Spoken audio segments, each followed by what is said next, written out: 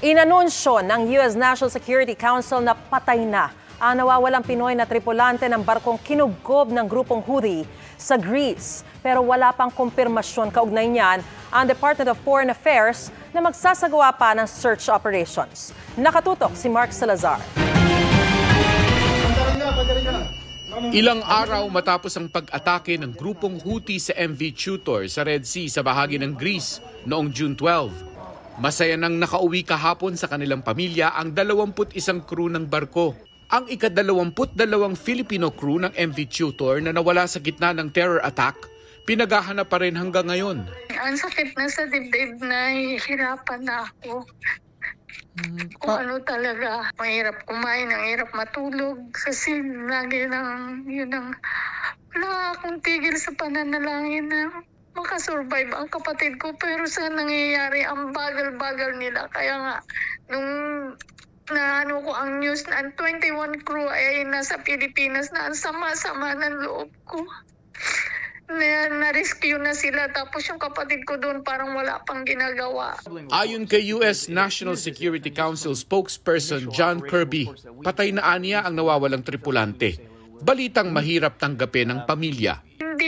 Hindi pa kasi wala pang pinapakita sa amin, pero syempre may pangambanan, may takot na. Ang ating Department of Foreign Affairs wala raw kumpirmasyon kaugnay sa balitang ito, lalo't wala naman silang nakikitang bangkay. Sabi ni DFA Undersecretary Eduardo De Vega na kasalukuyang nasa Greece, nakikipag-ugnayan ang ating ambassador sa Greece sa may-ari ng MV Tutor na nangakong magsasagawa ng search operation oras na maidaong sa ligtas na lugar ang barko.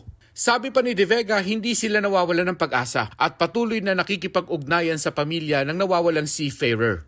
Ikinasasama ng loob ng pamilya ng missing crew na wala raw nagsabi sa kanila na nawawala ang kanilang kaanak at wala rin daw silang mapagkunan ng update sa paghahanap sa kanilang kaanak. Binukas ng pamangkin ko yung Facebook ng daddy niya. Doon niya na-find out na may group chat ang mga kasamahan niya sa barko na nandoon na nila inaano na sa group chat na yun, may inahanap na nila ang kapatid ko. Tinanong ng pamangkin ko, ilan ang second engineer sa barko? Sinabi nila isa lang. So sinabi ng pamangkin ko, daddy ko yun. Pumunta ang pamangkin ko sa opisina ng kapatid ko, parang inignore lang sila.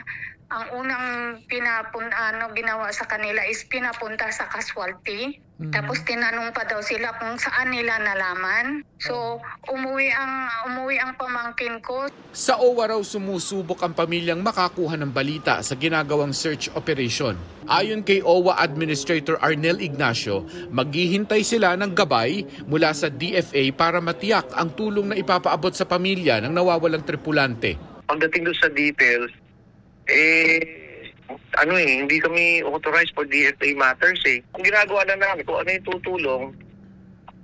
tutulungan namin. Kagaya niya, kunyari may dumating, sasabihin ng DFA, pwede naman tulungan ito sa ganito, sa ganyan. Okay na kami ron. Para sa GMA Integrated News, Mark Salazar, nakatutok 24 oras.